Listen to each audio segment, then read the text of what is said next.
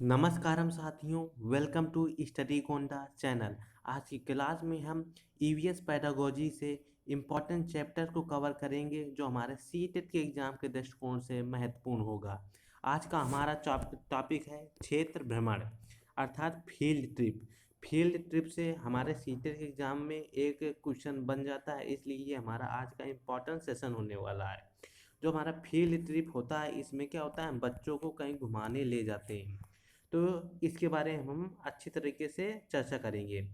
जो field trip से होता है, ये क्या होता है, ईवीएस सिखाने का सबसे अच्छा रिसोर्स होता है। जो फील्ड ट्रिप होता है अच्छा अर्थात हम बच्चों को कहीं बाहर अर्थात स्कूल से बाहर ले जाते हैं, वो हमको ईवीएस के लिए सबसे अच्छा रिसोर्स माना जाता है फील्ड ट्रिप। और दूसरा इसका पॉइंट ये है कि जो फील्ड ट्रिप होनी चाहिए वो पूर्व नियोजित होनी चाहिए।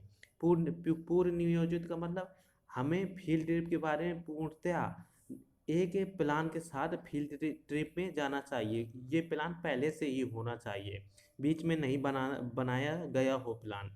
तो और जो फील्ड ट्रिप है वो हमारे स्कूल के आस ही पास हो, नज़दीक हो, 5 से 10 किलोमीटर के रेंज में हो, बहुत दूर नहीं होना चाहिए। नहीं तो अगर बहुत दूर होगा तो बच्चे थक जाएंगे, तो वो अवलोकन और जो अपना रियल ज्ञान है वो नहीं ले पाएंगे। इसलिए बहुत दूर नहीं होना चाहिए फील्ड ट्रिप। फील्ड ट्रिप पूरे योजना के अनुसार होना चाहिए और बहुत ही नज़दीक होना चाहिए। अगला इंपॉर्टेंट पॉइंट कहता है कि जो फील्ड ट्रिप है ईवीएस की पढ़ाई को क्लास से बाहर भी जोड़ा जाए। फील्ड ट्रिप का यही मकसद है कि जो क्लास की पढ़ाई है उसको हम बाहर जोड़ते हैं, अर्थात रियल वास्तविक ज्ञान से हम इसको जोड़ने का प्रयास करते हैं, ताकि बच्चों के अंदर एक्टिविटीज़ को बढ़ावा मिल सके और वो अपने अवलोकन शक्ति को विस्तार कर सकें। जैसे कि हम बाग बगीचे तालाब के किनारे इनको घुमाने के लिए ले जा सकते हैं, जिसके कारण इनके अंदर ऑब्जर्वेशन की क्षमता बढ़ेगी और बहुत सारी एक्टिविटीज़ के साथ साथ इनके जितने भी विकास के क्षेत्र होते हैं वो भी विकास करेंगे। ये फील्ड ट्रिप से इम्पॉर्टेंट पॉइंट हो गए। अब हम इसकी प्रैक्टिस कर लेते हैं ताकि हमको ये चैप्टर पूर्णतः समझ में आ जाए। जैसे फील्ड ट्रिप से हमारा एक क्वेश्चन है कि सलीम प्राथमिक कक्षाओं के विद्यार्थियों को जल विषय, कौन से विषय, जल विषय के पढ़ाने के लिए क्षेत्र भ्रमण करना चाहता है, इनमें से कौन सी जगह उचित होगी। आपने ईवीएस में 6 थीमों को पढ़ा होगा, उसमें से जल विषय, जल थीम के बारे में है, बताना चाहता है। हमारे कौन टीचर हैं, सलीम हमारे टीचर हैं, प्राथमिक कक्षाओं के बच्चों को बताना चाहते। तो ऑप्शन के अनुसार कौन सी उचित जगह होगी घूमने के लिए, क्षेत्र भ्रमण के लिए। हमारे ऑप्शन है जल संचय यंत्र, दूसरा है जोहड़, तीसरा है बावड़ी और चौथा है खेजड़ी।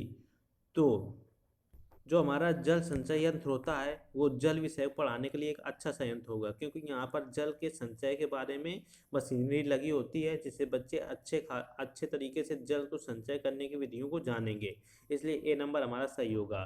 जो ऑप्शन बी है जोहड़, जोहड़ भी ये राजस्थान का एक तालाब होता है एंशियंट टाइम का, जो कि पानी को संरक्षित करने के लिए एक अच्छा उपाय होता है। तो जोहड़ से भी बच्चे अच्छी तरीके से जल विषय को समझ जाएंगे। और जो बावड़ी होता है ये भी राजस्थान के जैसलमेर का एक तालाब होता है, जो जिसे हम बावड़ी कहते हैं, सीढ़ी नुमा होता है। तो इससे भी बच्चे जल विषय के संरक्षण के बारे में अच्छी तरीके से जानेंगे। लेकिन जो खेजड़ी होता है ये एक प्रकार का पेड़ होता है, जल से संबंधित नहीं होता है, इसलिए हमारा रॉन्ग हो जाएगा खेजड़ी। इसलिए हमारे राइट हो जाएंगे ए बी सी, हमारे ऑप्शन राइट हो जाएंगे। तो इसका राइट ऑप्शन हो जाएगा ए बी सी। इस प्रकार के सीटेट के एग्जाम में क्षेत्र भ्रमण से संबंधित क्वेश्चन बनते हैं। अगला हमारा ईवीएस पैडागोजी का चैप्टर है ईवीएस टीचर, अर्थात जो हमारा ईवीएस का टीचर है उसके कौन कौन से विशेष गुण होने चाहिए। ये एनसीईआरटी ने पूरे क्लियर कर दिए हैं, इसलिए उनको देखना जरूरी है। हमारा जो है बच्चों को महत्व देना चाहिए। जो ईवीएस का टीचर है एनसीईआरटी के अकॉर्डिंग बच्चों को कैसा देना चाहिए, महत्व देना चाहिए। अर्थात जो हमारी कक्षा हो बाल केंद्रित कक्षा हो, ना कि एक शिक्षक केंद्रित कक्षा हो।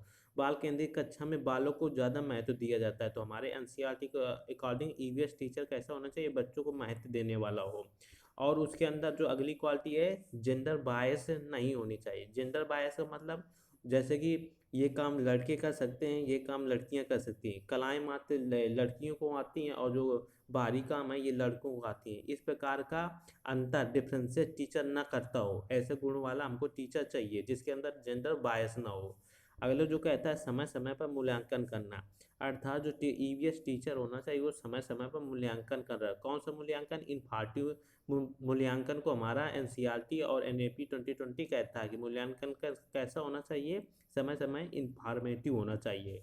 जो अगला पॉइंट है, लोकतांत्रिक क्लास का माहौल बनाए रखे, अर्थात जो हमारा ईवीएस का टीचर है वो बच्चों के अंदर लोकतांत्रिक अर्थात समानता, सभी बच्चों को अवसर देने वाला, ऐसी क्वालिटीज हमारे टीचर के अंदर होनी चाहिए। अगला जो इम्पोर्टेंट पॉइंट कहता है, बच्चों को ज़्यादा से ज़्यादा अवसर देना, ये हमारा एक इम्पॉर्टेंट पॉइंट है। सभी पॉइंट इम्पॉर्टेंट है, लेकिन जो अवसर देने वाला जो पॉइंट है इसमें बहुत अधिक क्वेश्चन बनते हैं। अर्थात जो हमारा टीचर होना चाहिए, जो एक्टिविटीज़ जितनी भी हों, अधिक से अधिक एक्टिविटीज़ बच्चों को कराने के लिए खुद करने को कहे, अर्थात बच्चे खुद एक्टिविटीज़ करें, ऐसा डिज़ाइन बच्चों को टीचर को बच्चों की क्लास बनाना चाहिए ताकि एक्टिविटीज़ बच्चे खुद अधिक से अधिक करें। और जो अगला कहता है, गुड कैरिकुलम का निर्माण करता हो, अर्थात जो टीचर हो बच्चों के अनुसार जो कैरिकुलम है बहुत ही अच्छी तरीके से बनाए, अर्थात बच्चों से जो बच्चों की मानसिक आयु हो या फिर कोई भी आयु हो उससे ज़्यादा कठिन नहीं होना चाहिए, अर्थात बच्चे के बराबर की कैरिकुलम होना चाहिए। ये सभी ईवीएस टीचर के गुण हैं। इससे हम प्रैक्टिस कर लेते हैं ताकि ये चैप्टर हमको समझ में आ जाए। जैसे कि हमारा प्रश्न है, पर्यावरण अध्ययन के अध्यापक को करना चाहिए, अर्थात पर्यावरण अध्ययन का कोई अध्यापक है तो उसको करना चाहिए। हमारे ऑप्शन है, पाठचर्या का निर्माण करना चाहिए, पाठचर्या का पालन करना चाहिए, पाठचर्या का हस्तांतरण करना चाहिए, पाठचर्या का क्रियान्वयन करना चाहिए। तो जो हमारा पर ईवीएस का जो टीचर है उसको ईवीएस के टीचर वाले चैप्टर में बता दिया कि पाठचर्या का निर्माण करना चाहिए। ये हमारा बेस्ट ऑप्शन हो जाएगा। नेक्स्ट क्वेश्चन फ्रेंड्स, हमारा जैसे कि अगला प्रश्न है, एक पर्यावरण अध्यापक है कोई अपने विद्यार्थियों को एक पर्यावरण संरक्षक कैसे बना सकता है? सर्वश्रेष्ठ संभावना चुनना है। अर्थात प्रश्न में कह रहा है, कोई एक ईवीएस का टीचर है बच्चों को पर्यावरण संरक्षक अर्थात पर्यावरण पे हमको उसको संवेदनशील बनाना है बच्चों को, तो सर्वश्रेष्ठ संभावना क्या है? हमारे ऑप्शन है, उन्हें वस्तुओं के पुनः उपयोग पुनः चक्रण में लाने को कहना। सेकंड है, उन्हें नए संसाधन विकसित करने को कहना। उन्हें अपने इलाके के एक पौधे पेड़ को देखभाल करता बनाकर। या ऑप्शन 4 है, उन्हें प्रकृति को हानि न पहुंचाने के लिए कहना।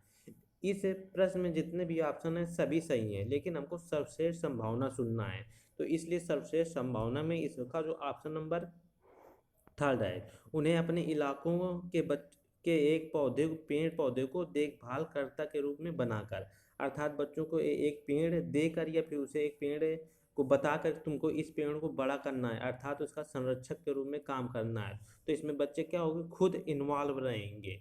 तो जब खुद स्वयं सक्रिय रहने की बात आ जाती है तो वही सबसे हमारा अच्छा सही ऑप्शन माना जाता है, इसलिए इसका राइट ऑप्शन हो जाएगा ऑप्शन नंबर 3।